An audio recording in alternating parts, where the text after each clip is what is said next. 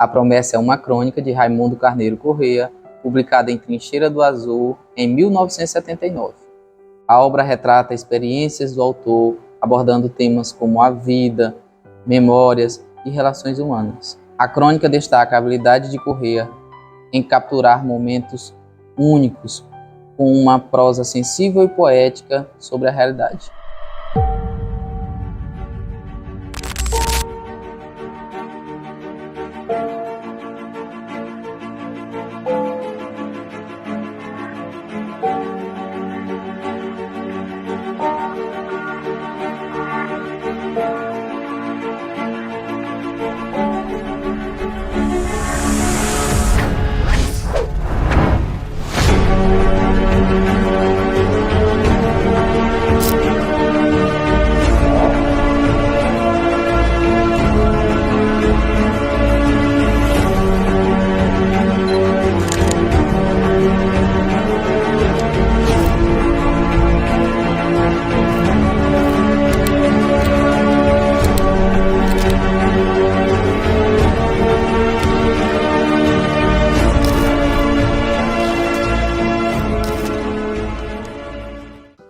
A história dessa promessa do meu pai ficou muito conhecida na cidade.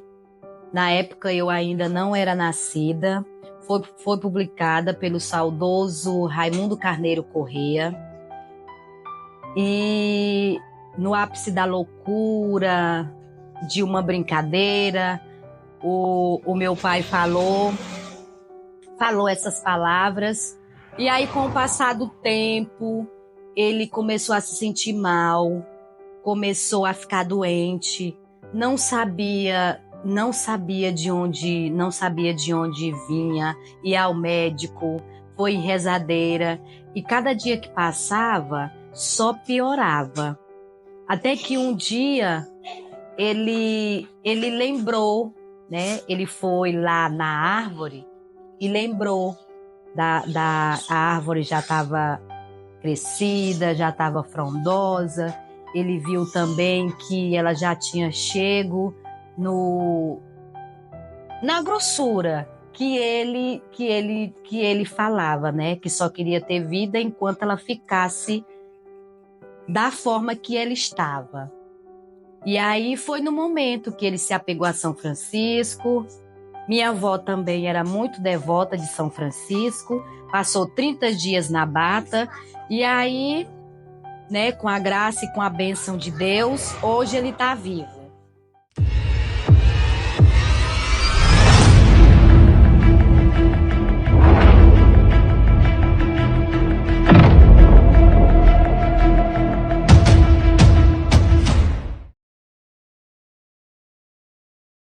Então, a crônica é um tipo de texto que mistura elementos de jornalismo e literatura.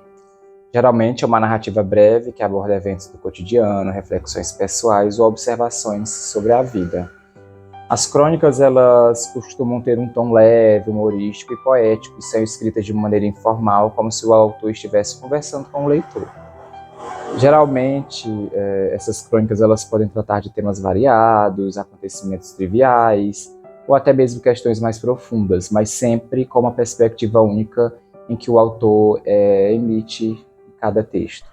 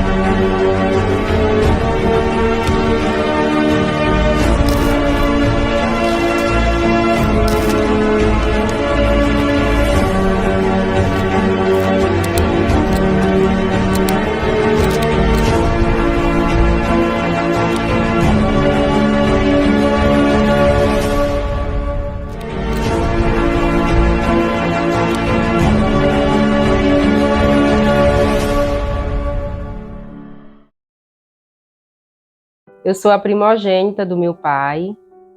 E aí, desde criança, quando eu tinha mais ou menos uns 10 anos, eu me lembro muito que as pessoas comentavam dessa história, dessa promessa que meu pai tinha feito. Eu ainda cheguei a ver o rosário, que ele comenta muito, que ele trouxe, né? Que ele usou também durante a promessa dele. E ele ficou ainda vários dias em casa esperando chegar a data, né, para a novena de São Francisco, em Canidé, para ele ir deixar. E a minha avó, eu morava com a minha avó era mulher negra, muito trabalhadeira, mãe de oito filhos. Ela era retirante lá do Ceará, não, do Piauí. Ela veio do Piauí em busca de melhores vidas aqui nessa terra. E aí o meu pai era o mais velho, né? De 8 filhos, ele era o mais velho. Quando eles chegaram aqui nessa terra, aqui nesse povoado aqui do pé da Serra do Jiquiri, tinha poucas casas. Então, ele, por brincadeira, ele viu essa árvore no quintal, era uma árvorezinha bem pequenininha. E aí ele, sempre o mais sapeca, e aí ele disse essa besteira, que só queria morrer, achava que ia isso demorar muito, só queria ter vida até essa árvore dar o ponto de um pilão. E aí foi crescendo, crescendo, aí começou a aparecer alguns sintomas, né, de saúde dele, que era falta de ar, não querer comer, não tomava banho. E aí não penteava o cabelo, não sentia vontade de comer. E aí ele se perguntava o porquê que estava acontecendo aquilo com ele. Nunca tinha lembrado do que ele havia falado. Aí a minha mãe, a minha avó, que era a mãe dele, que eu fui criada pela mãe dele, né, minha avó, a dona Eva, ela era muito devota de São Francisco. Aí ela foi e disse: Assis, vamos fazer um voto a São Francisco. E aí ela fez, juntamente com ele, esse voto para ele usar essa bata de São Francisco. E aí, graças a Deus que deu certo, né? Esse voto que eles fizeram a Deus.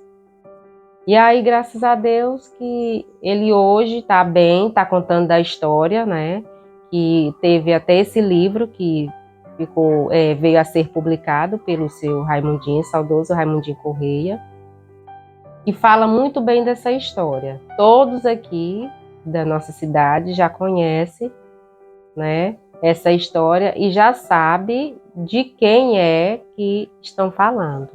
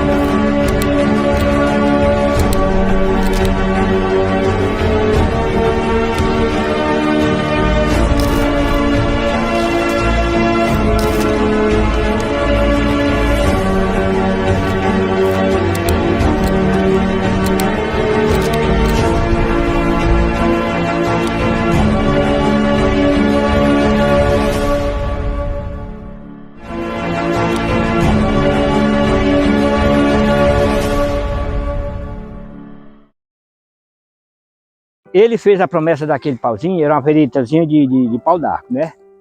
Aí nós era 3 irmãos que estavam ali na descida da casa onde tinha aquele pauzinho lá, aquela veritazinha. Aí ele pegou lá no pau e olhou para nós dois e disse: "Seu menino, eu só quero morrer quando esse pau aqui der um pilão." Aí eu fui e disse: "É mesmo, Axis? Só quero morrer quando esse pau der um pilão." Aí aquele pau ficou lá e ninguém mexeu nele, né? Quando ele pensou que não, o pau estava engrossando, né? Engrossou. Aí ele deu uma crise. ele deu umas 2 crises. Primeiro veio um sarampo, que ele quase morre, né? Deu um sarampo, e aí o sarampo deu em todos nós. Mas aí ele passou mal com esse sarampo. Aí recuperou, aí depois... E aí começou com a falta de fôlego, e aquele negócio, disse, mamãe, eu tô com a falta de fôlego, eu tô muito ruim. Tá mesmo, machista, tá bom. E naquele tempo nós botávamos mais roça na serraria, apanhava muito arroz de milho e tal. Aí botamos arroz na casa do senhor Luiz, aí ele foi e vendeu uma porcentagem de arroz, foi para Teresina, fazer essas consultas lá. Aí quando ele chegou, aí tomando medicamento e tal, mas aqui que lá sentindo, aí ele veio na cabeça. Aí ele veio na cabeça, um dia ele veio na cabeça, mamãe, eu fiz uma promessa com aquele pau ali, esse pau d'arco aí, para quando ele... Eu só queria morrer quando ele desse um pilão. Aí a mãe foi e disse, foi mesmo, machista? Foi. Mãe, é o seguinte, eu vou desmanchar a promessa desse pau, né? Eu vou desmanchar a promessa porque eu tô vendo que eu vou morrer. Aí ele pegou, foi lá debaixo do pé de pau e desmanchou a promessa. E aí fez uma promessa com São Francisco para botar a batina. Aí ele botou a batina de São Francisco. Só tirou no dia que ele cumpriu com a promessa. Aí ele tirou a batina de São Francisco, né? Aí ele recuperou, pronto, aí ele esqueceu daquele problema todo que ele estava sentindo. E aí passou, melhorou, e aí ele fez a promessa. Aí quando ele botou a batina, aí ele fez uma promessa para limpar o cemitério todo ano. Fez uma promessa aqui com as almas para limpar o cemitério todo ano. E todo ano ele limpa esse cemitério. E o pau que ele fez, disse que o pauzinho era bem fininho. Aí agora o pau engrossou e agora ele vai morrer.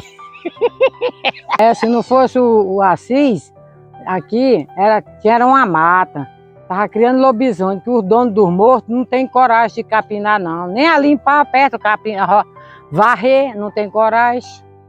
Se não fosse ele, tava mata aí lá em cima. Mas graças a Deus que Deus botou ele para limpar tudo aqui para nós.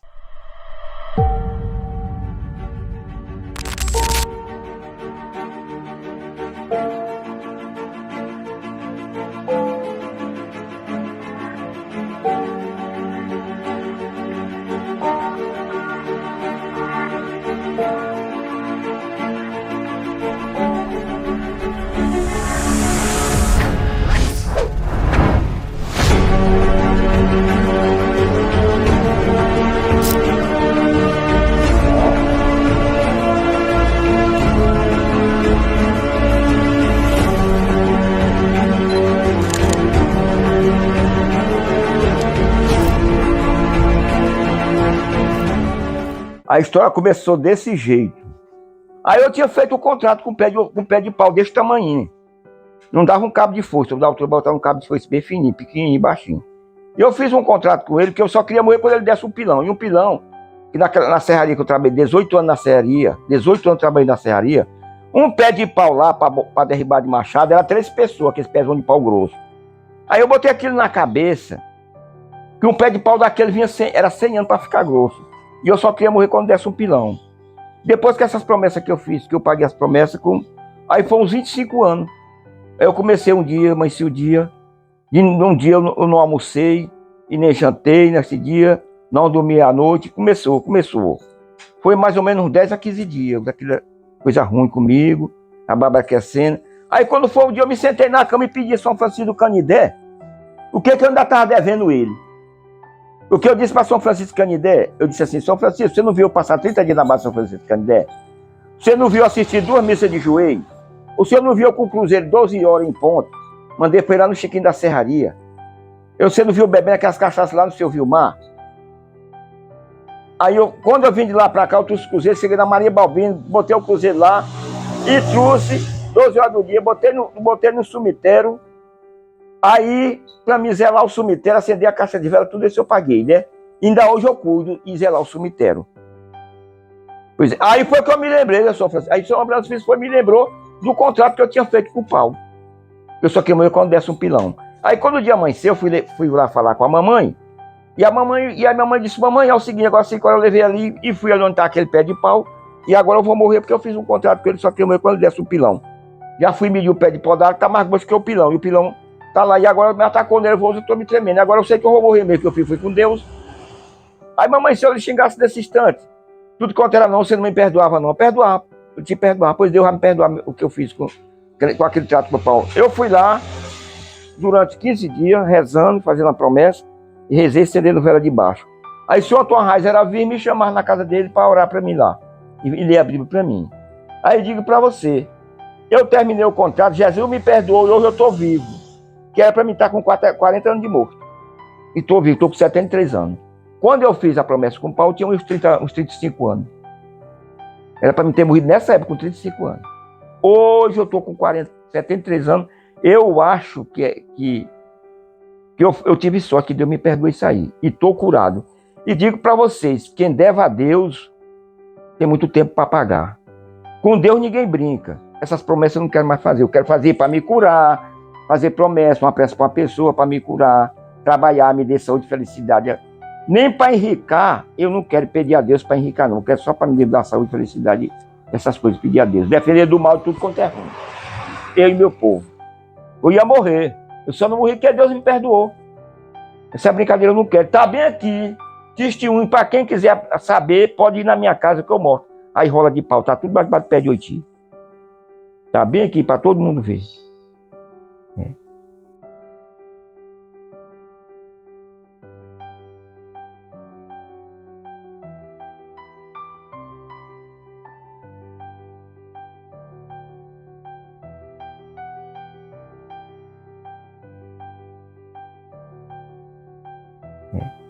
Pesado conversar com Deus. E Deus tem poder de perdoar a gente. Tem poder de fazer tudo na vida da gente. Não tem não. Eu só digo para todo mundo que Deus existe, e Deus é Pai, e Deus é milagroso. Tudo que você pedir a Deus está ao seu lado. E você pedir com o coração, Deus lhe atende. E Deus me atendeu para morrer, né? E Deus me curou. Eu não sinto nada. Da falta de ar que eu sentia, não sinto nada. Estou curado. Eu bebo, só não faço é fumar cigarro, pinto e boto, faço tudo. Nunca voltou mais a dor. Estou curado. Boto peso nas costas, faço tudo na minha vida, broco, roço, filho, planto. Estou com mais ou menos uns 40 anos curado. A falta de ar. Respiração profunda. Ela vem normal, vem tranquila. Eu não tinha macumba cortada, eu não tinha nada do coração, não tinha feitiço, não tinha nada. Fica lá, foi quem disse para mim que você não tem feitiço. Mas, dona Chica, essa falta de ar, rebentei os espinhaços de bater com a mão em pilona para curar. Ela disse que bateu em cruz, toco, nada. Mas Deus foi quem curou. São Francisco foi quem curou. E eu paguei tudo direitinho. Não devo a Deus, nem o santo São Francisco, não.